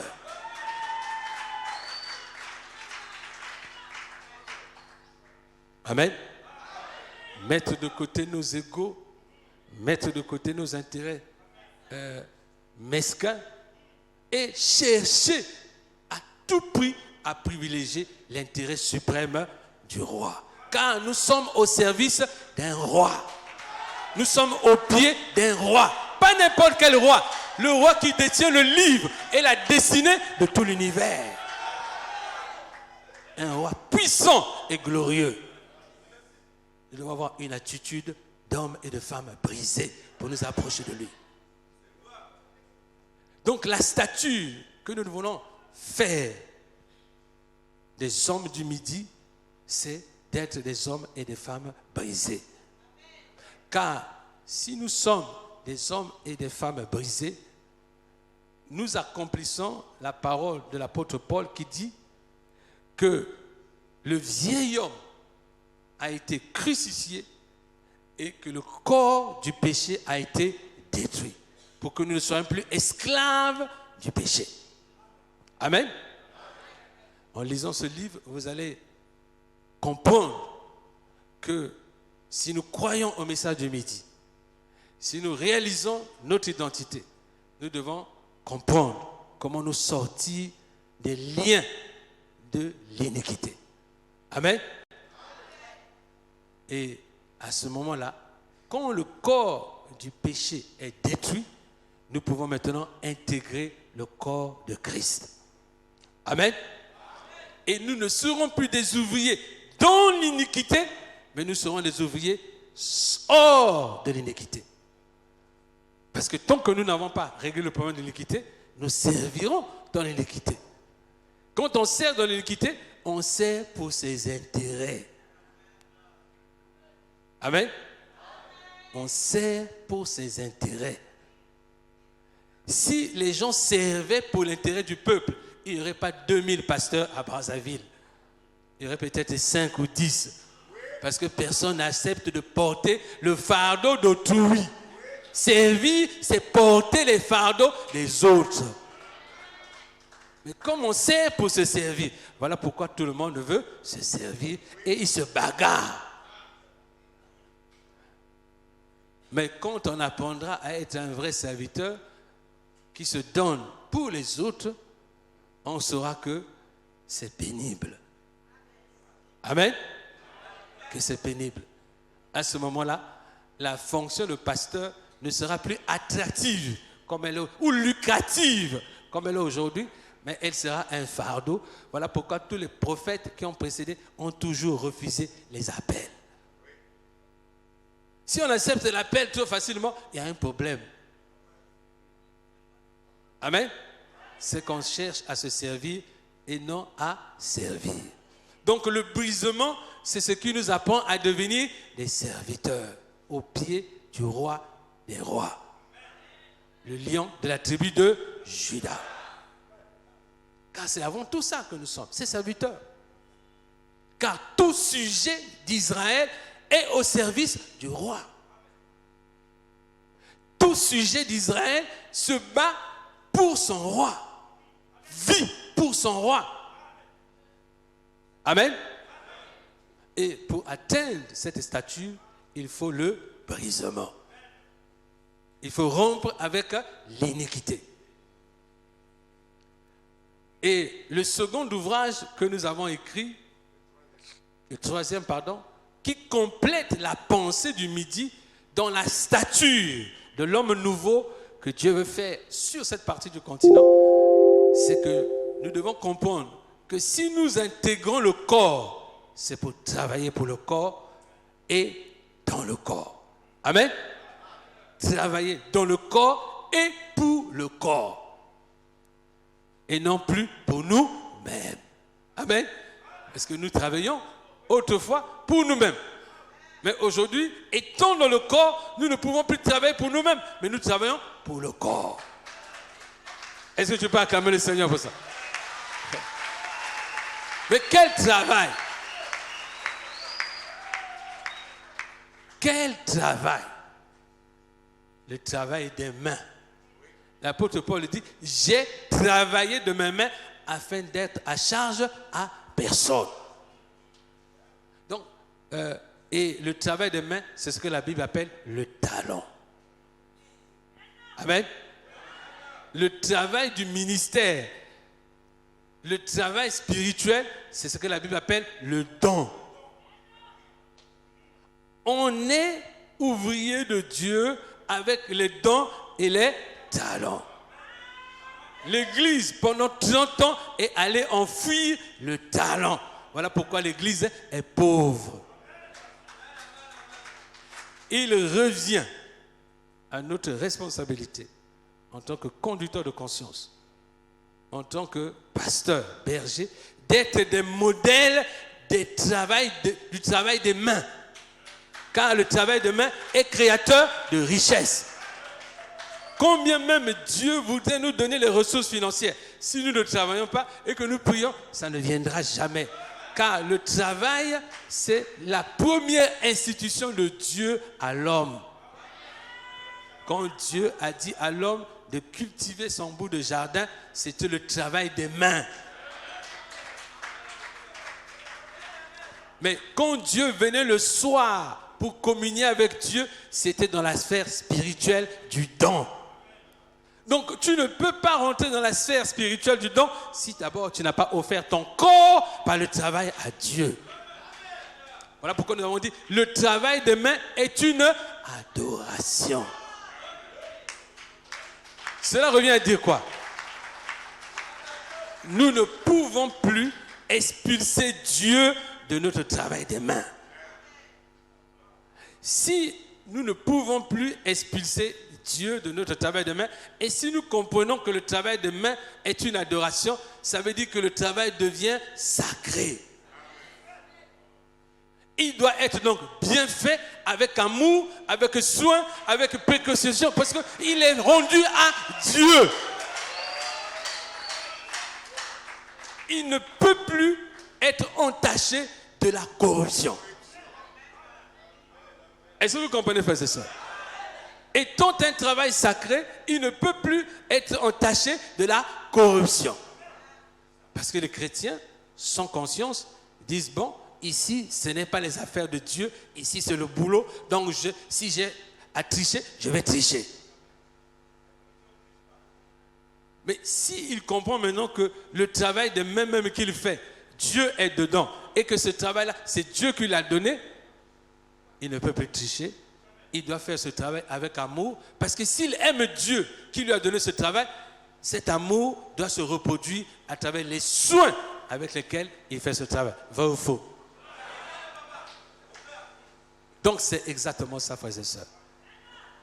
Il devient un travail soigneux, un travail fait avec amour, parce que en le faisant avec amour, nous disons, Seigneur, c'est par ce travail que je t'exprime mon amour. Amen. Et les gens verront. Frères et sœurs, je vais vous donner encore des exemples.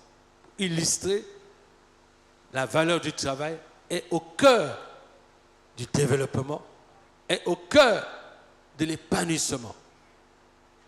Un homme s'affirme dans la société, ce n'est pas avec les dons spirituels. Ce qui ferait de toi un dignitaire dans la société, c'est le travail de main que tu fais. N'est-ce pas? Si tu es un avocat excellent, tu seras réputé. Si tu es un médecin excellent, tu seras réputé.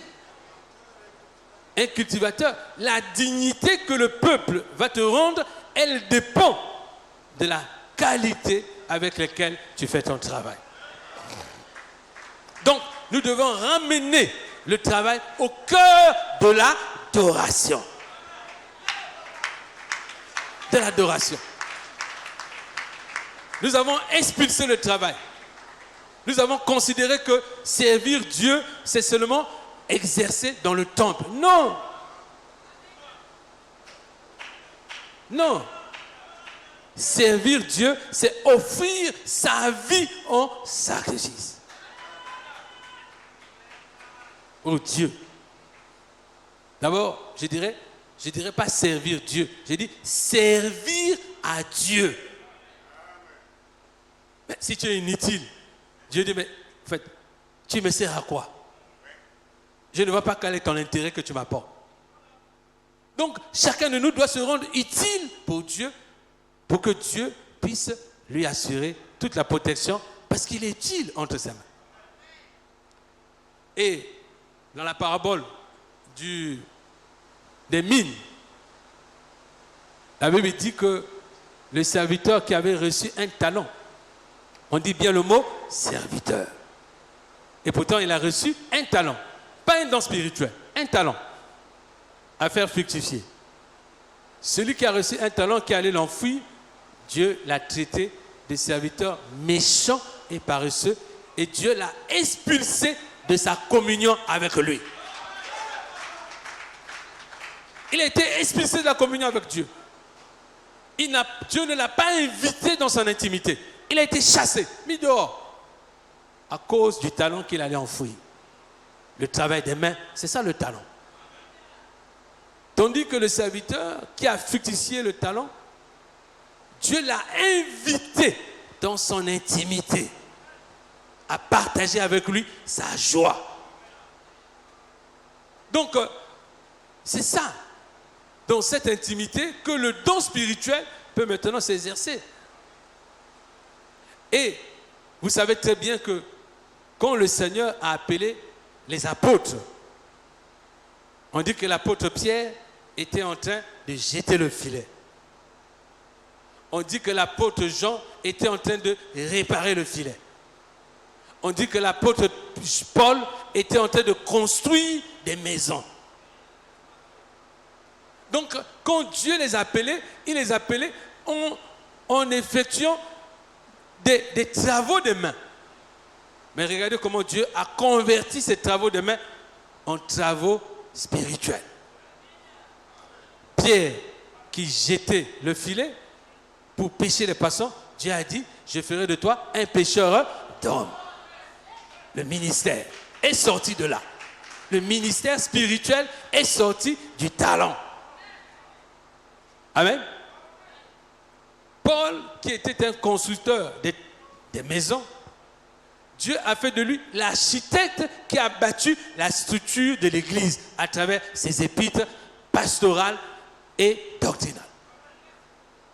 C'est lui qui a donné comme la forme que doit avoir un chrétien. Un solide architecte. Parce que Dieu a utilisé son expertise dans la construction des maisons pour construire l'Église. Amen. Et je dis même que le Seigneur, qui était lui-même un charpentier, donc qui connaissait les métiers du bois, a construit une arche pour sauver le monde. Comme Noé, qui était un charpentier, a construit une arche en bois pour sauver l'humanité en son temps, c'est-à-dire sa famille. Est-ce que vous comprenez, frères et sœurs? Donc, nous avons écouté le message du midi. C'est pour que, par cette foi-là, nous puissions bâtir une stature d'homme nouveau, qui est brisé et qui est travailleur pour Dieu. Amen. Amen. Et c'est à cela que nous tendons au travers de ce message. Donc, tout ce qui sera dit, tout ce qui est donné comme information pour édifier notre foi sur notre identité, nous permet de construire une stature d'homme équilibrée qui participe à la bénédiction de Dieu sur terre. Au finish, c'est ça le midi. C'est d'autres, des hommes et des femmes qui véhiculent la puissance de Dieu, qui véhiculent la grâce de Dieu, qui véhiculent la bénédiction de Dieu Et voilà pourquoi cette qualité d'homme que Dieu appelle des adorateurs qui sont au-delà des fleuves d'Éthiopie, ces hommes-là, quand ils seront à cette image et à cette statue, la Bible dit que 10 hommes d'entre les nations vont saisir cette qualité d'homme-là par le pantalon et diront, nous te suivons parce que nous savons que Dieu est avec toi. Que Dieu te bénisse pour ton écoute.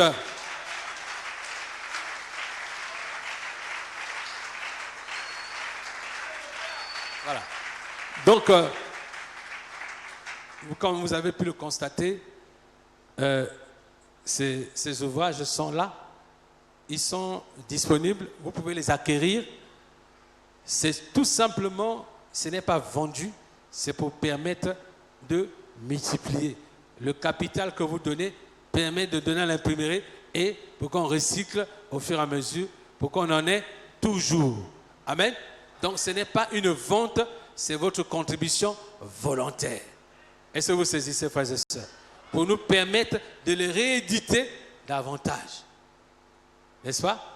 Donc, pour les serviteurs de Dieu participants, un package leur sera remis à des fins d'études. Amen. Mais le reste du public, vous devrez les acquérir. N'est-ce pas? Donc, ils seront triés sous le volet et un kit leur sera remis parce que vous avez besoin des supports pour vous inspirer de la manière que le Seigneur vous conduira pour enseigner sur le midi. Amen. Voilà. Nous allons nous arrêter là pour ce soir. Demain, nous poursuivrons cette célébration qui doit se faire dans la joie et dans la fête. Ici, nous sommes pour faire la fête. Parce que quelque chose de merveilleux nous arrive. Vous savez, des personnes ont vécu 2000 ans dans la peine et dans la souffrance, ont rêvé voir ce jour. Bon, comme il y a la pluie, effectivement, on est plus ou moins prisonniers ici. Donc, nous saisissons cette opportunité pour répondre aux questions. Amen. À vous la parole.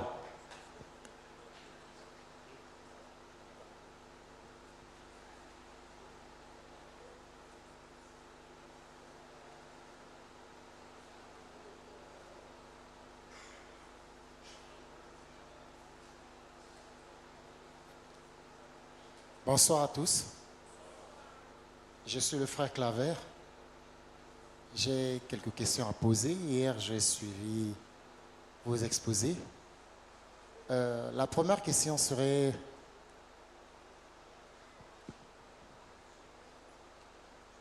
hier vous avez parlé d'Israël et aujourd'hui aussi vous avez répété les mêmes mots, nous sommes Israël. Et il s'avère que dans la Bible, il y a l'historique qui est là et il y a aussi la géographie par rapport à Israël. Lorsque nous lisons la Bible, nous voyons qu'il y a des prophéties qui sont liées par rapport à la géographie même d'Israël. Par exemple, je peux prendre Zacharie 14. La Bible nous dit que le Seigneur, l'Éternel, reviendra et il posera ses pieds sur la montagne des Oliviers.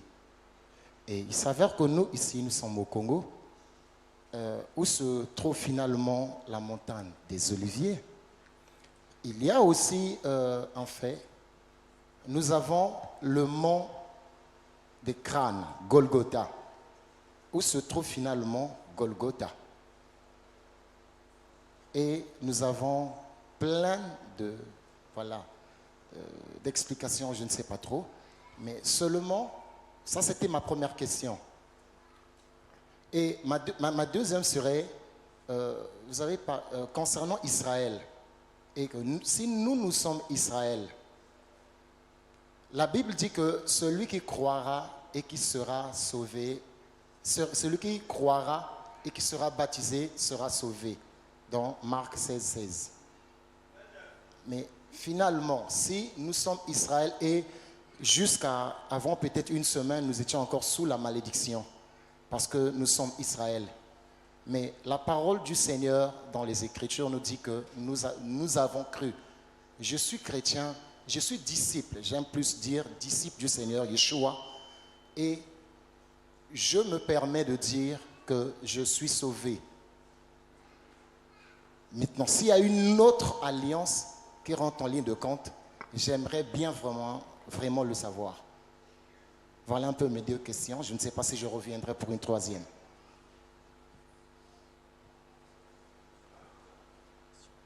Donc, vous avez posé des questions. Très bien. Vous vous êtes interrogé où se trouve la montagne d'Olivier, où se trouve Golgotha. Donc, vous-même, vous ne savez pas.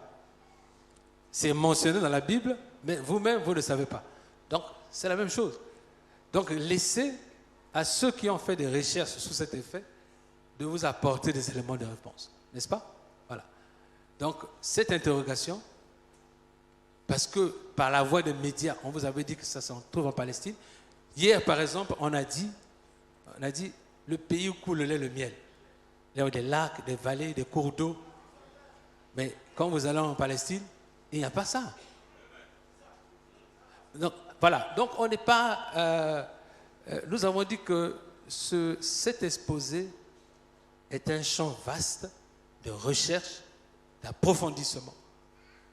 Mais il y a des éléments qui amènent à s'interroger. Si ce qu'on nous a dit, c'est ça. C'est l'objet de cette conférence. C'est-à-dire, nous apportons des éléments qui font qu'on doit se remettre en cause et on doit remettre en cause ce qui a été dit. Je t'ai donné cet exemple. C'est Deutéronome qui parle. Pays où coule le lait et le miel, où il y a des cours d'eau, des vallées, où les pierres peuvent devenir de l'airain, des montagnes peuvent devenir de l'airain. Donc ça s'appelle, c'est les mines de fer, les mines de cuivre. Bon, tu as trouvé les mines de cuivre là-bas en Palestine? Les mines de fer, il y en a là-bas? Moi je sais que les mines de cuivre et de fer, c'est ici au Congo. Donc il y a je sais que les lacs et les vallées, les cours d'eau, c'est ici où nous sommes. Bon, donc là, géographiquement, tu t'es rapporté sur les éléments géographiques. Et lorsque l'on interroge la géographie pour observer la tectonie, la géographie, la faune, on se rend compte que la description biblique du pays où coule le lait et le miel, c'est évidemment chez nous, où il y a toutes les richesses. Donc voilà, pour ne pas que nous soyons détournés de l'objet de notre exposé. S'il vous plaît, il y a des questions que vous pourrez poser en off à des éminents serviteurs ici, et il y a des questions que nous allons répondre par rapport à la matière qui a été développée pour que nous ne perdions pas. Vous comprenez? Nous sommes disponibles pour que vous puissiez nous approcher, même après, quand on va manger ou pendant le repas, approchez-nous ou écrivez sur une feuille. Nous avons notre site internet, vous pouvez avoir accès à notre site, déposez vos questions. Et nous vous répondrons aussi par le net. Ça aussi, c'est un mode de communication moins distrayant. N'est-ce pas? Voilà. Donc, nous avons tous les canaux possibles. Nous avons notre site web, assembléeduroi.cg, je crois bien. Vous avez une boîte à réponse. Vous pouvez déposer votre question par rapport au réveil du midi et nous vous répondrons. Ça, je le dis à l'ensemble du public. Puisque le temps que nous disposons n'est pas possible de répondre. Mais si vous envoyez vos questions-réponses, vos questions par le canal de notre site web, nous pourrons les traiter les unes après les autres avec beaucoup de précision. Amen. Alors, comme la pluie a cessé et vu le temps, nous devons manger. Et une question en préparation, nous allons peut-être prendre cette question. Merci beaucoup. Oui, le salut. La deuxième question, pardon. Oui, c'est la Je voudrais répondre, pardon, à la deuxième question par rapport au salut. Il est chrétien. Le salut, croyez et vous serez sauvés. J'ai répondu tout à l'heure pour dire que la rédemption, l'effet du sang n'a pas eu un effet sur Israël. Sinon, on ne serait pas dans les problèmes. Si l'expiation avait eu un effet pour nous, on ne serait pas dans les problèmes. Si on est dans les problèmes, c'est que cette expiation n'a pas eu un effet sur nous. C'est une évidence. Sinon, nous jouirions dans la bénédiction comme les autres nations où l'évangile est arrivé. Et je te prends un exemple. Un pays comme la Corée du Nord, dans les années 30, était au même niveau que la RDC. Même niveau. Même niveau de développement. Mais lorsque l'évangile est arrivé en Corée du Nord, Corée du Sud, pardon, regardez la prospérité que ça a créé. Mais dans la même période, l'évangile est prêché chez nous. Mais pourquoi il n'a pas provoqué les mêmes effets? Le même évangile qui est prêché sur les autres a ouvert les chemins à la bénédiction. Mais chez nous, il n'a fait qu'aggraver les situations. Il est même mieux de vivre au temps de nos parents qui connaissaient la parole de Dieu sans la connaître, mais qui la vivaient. C'est-à-dire, tu laisses ta maison ouverte, tu vas au champ, personne ne va voler tes dieux. Parce qu'ils avaient la crainte de Dieu. Mais dans notre génération où l'évangile est abondamment prêché, laisse seulement ta maison ouverte. Tu vas voir que les mêmes chrétiens, même tu laisses ton téléphone portable ici, on va te le voler. On est chrétiens ici. Quelle est cette morale?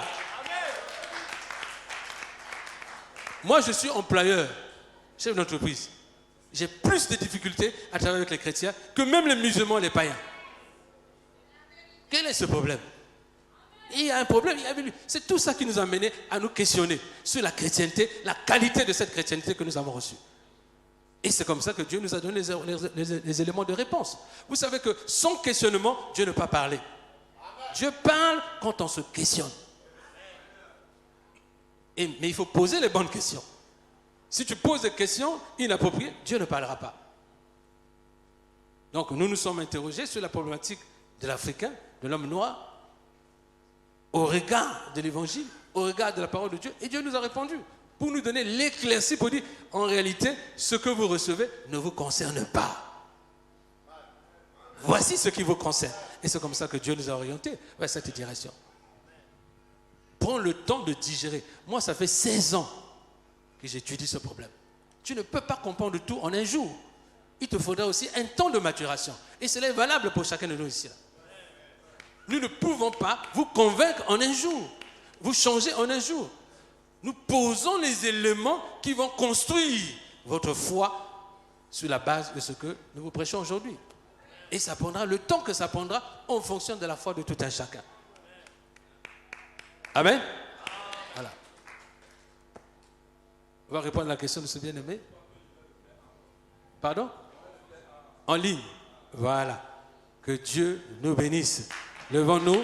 Amen. Et acclamons le Seigneur.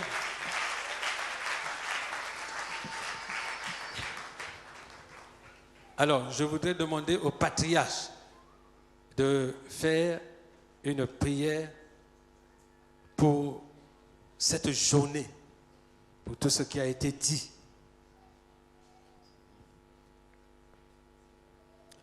Notre Dieu et notre Père, nous te remercions, nous te bénissons. Seigneur, en écoutant tout ce qui s'est passé, tout ce qui s'est dit depuis hier et aujourd'hui, qui ne sont que des révélations, Seigneur notre Dieu, venues par toi, par le Saint-Esprit. Seigneur, nous réalisons que nous ne sommes pas encore, nous n'avons pas encore atteint l'apogée des connaissances.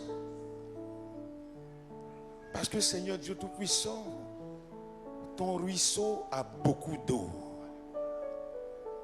Ton puits est très profond. Et nous te bénissons, Seigneur notre Dieu, de ce que tu choisis toujours des hommes disponibles, des hommes qui sont constamment, Seigneur, dans l'intimité avec toi, pour leur communiquer, Seigneur, des mystères cachés de tout temps, que maintenant, Seigneur, tu as commencé à révéler à nous qui sommes, Seigneur notre Dieu, les serviteurs et les servantes de ce dernier temps. Merci Dieu Tout-Puissant. Il nous manque vraiment des mots ce soir pour t'exprimer notre joie et notre reconnaissance. Père, tu ne nous as pas encore tout dit. Nous nous attendons encore à toi. Nous voulons encore nous abreuver, Seigneur, à cette eau de vie. Oui, Seigneur, ta parole qui est comme le scalpel entre les mains de médecins qui blesse, mais toujours dans l'intention de faire du bien. Ta parole, Seigneur, notre Dieu, qui est comme la ceinture de sécurité qui nous empêche de nous retrouver dans le décor au moment des virages. Seigneur, ta parole qui est comme la pluie de l'arrière-saison qui descend et qui fait du bien, Seigneur, à ton peuple que nous sommes. Merci, Seigneur Dieu Tout-Puissant, pour la soirée d'aujourd'hui.